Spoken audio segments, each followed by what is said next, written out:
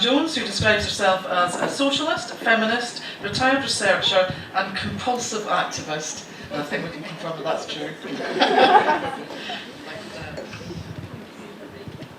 I couldn't see a thing sat there and can't see for a different reason here.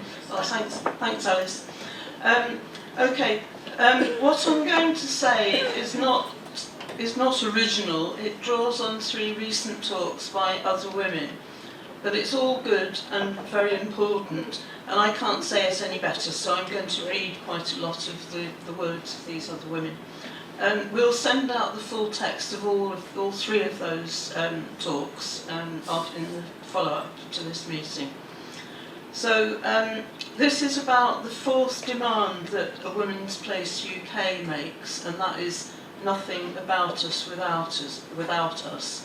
And Kiri Tunks, one of the founders of Women's Place UK, spoke about this last year and credited the disability rights movement for popularising the brilliant slogan in the UK, nothing about us without us.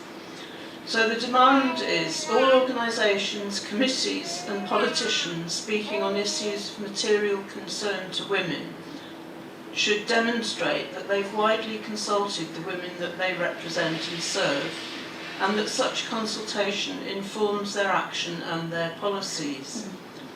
Decisions which affect our lives cannot, should not, must not be made without our input and involvement.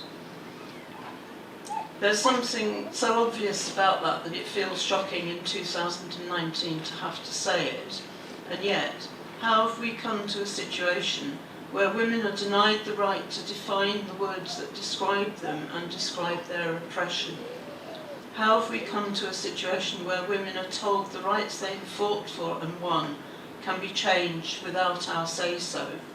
How have we come to a situation where organising to challenge these changes is subject to fascist-like intimidation and harassment? Nothing about us without us. And who are us? Women, adult human females. Women whose sex-based rights have been established in law and yet now find that these rights are being undermined and erased by people meddling with a definition determined by biological reality that have been socially agreed and understood for millennia. Feminists are routinely accused of biological essentialism, but we are not the ones who reduce women to bodily parts or functions like vagina havers, cervix owners, or menstruators, or bleeders, all reductive and offensive terms. Erasing the word woman and reducing us to a series of disjointed biological functions dissects the wholeness of our being, denies the material reality of our lives, and dismisses the oppression that we face. It denies us our right to collective determination and organisation. Women face discrimination and oppression because of society's inability to organise itself to suit the lives and experience of everyone. It's hardly surprising if women are getting organised themselves. The rights we have are only ours because we have fought our corner, because our four-sisters hacked this space out in the face of huge opposition and hostility. We have no intention of giving them up, but more than that, we've come to realise how flimsy and limited these rights are. Not only will we defend our corner, but we will fight for more, because frankly, what we've got is not enough. And A Woman's Place have actually produced a manifesto which goes much wider than the issues we're talking about here, which again we can share with you. They list a series of areas in which women's rights are inadequate and how the inadequacies are exacerbated by class, race and disability. And yet, the development and implementation of policies without involving women is rife. The move by stealth to mixed-sex wards, despite the NHS being obliged to offer single-sex facilities. The conversion of single-sex toilets in schools and public places to mixed-sex without any consultation. The number of councils and organisations who substituted gender for sex as a protected characteristic and are obstructing women from accessing their sex-based legal rights. The leisure centres moving to mixed-sex changing rooms. If you live in Newcastle, you might have come across the changing villages that the Better Leisure are introducing. I have to talk quicker.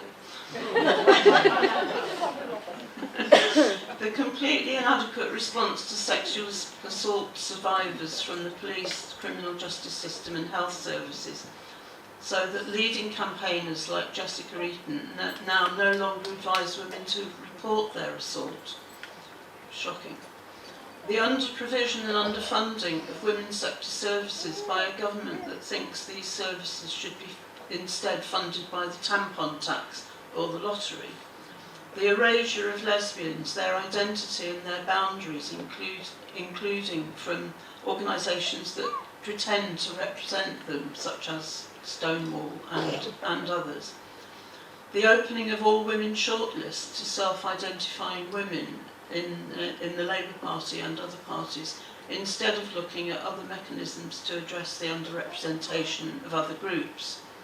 The reliance on token female representation and the lack of diversity, so that women of colour, women of faith, disabled women, lesbians, young women, old women, poor women are ignored and excluded from decision making.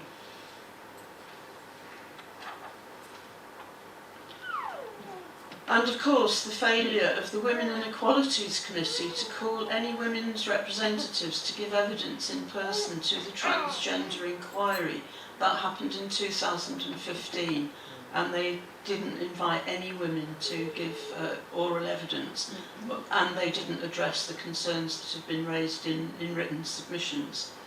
The debate that ensued around these proposals exposed some ugly truths about the world in which we live.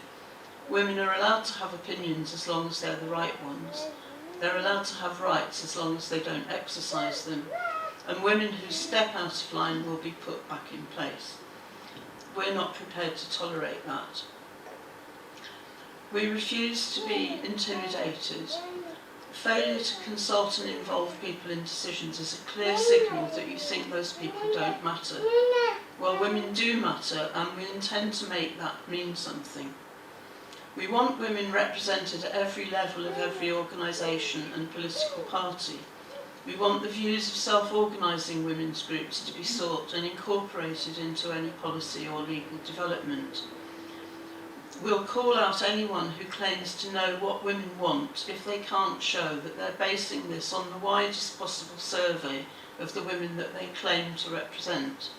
Anything else is unacceptable.